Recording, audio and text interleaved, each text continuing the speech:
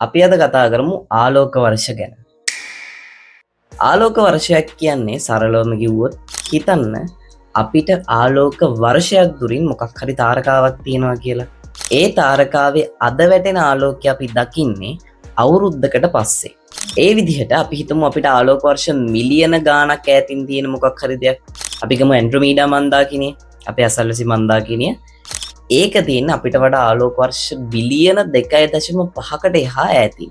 ඒ මන්දාකිණිය අද වෙන දේ අපි දකින්න තව අවුරුදු බිලියන 2.5ක් යනවා. එතකොට අපි අද දකින්නේ ඒ මන්දාකිණිය අවුරුදු බිලියන 2.5කට කලින් වෙච්ච දේ. ඒ විදිහට අපි දකින සූර්යාලෝකය අපි දකින්නේ තප්පර 8ක් පරණ සූර්යාලෝකය. හඳ එළිය ගත්තොත් ඒක තප්පර 1.28ක් පරණයි. ඒ විදිහට ගත්තම අභ්‍යවකාශය කියලා අපි දකින ගොඩක් දේවල් අතීතයට අයිති දේවල්. හිතන්න ඔයාලට පුළුවන් වුණොත් ආලෝක වර්ෂ බිලියන 4.5ක් විතර පෘථුවියෙන් ඈතට ගිහිල්ලා ටෙලස්කෝප් එකකින් පෘථිවිය දිහා බලන්න.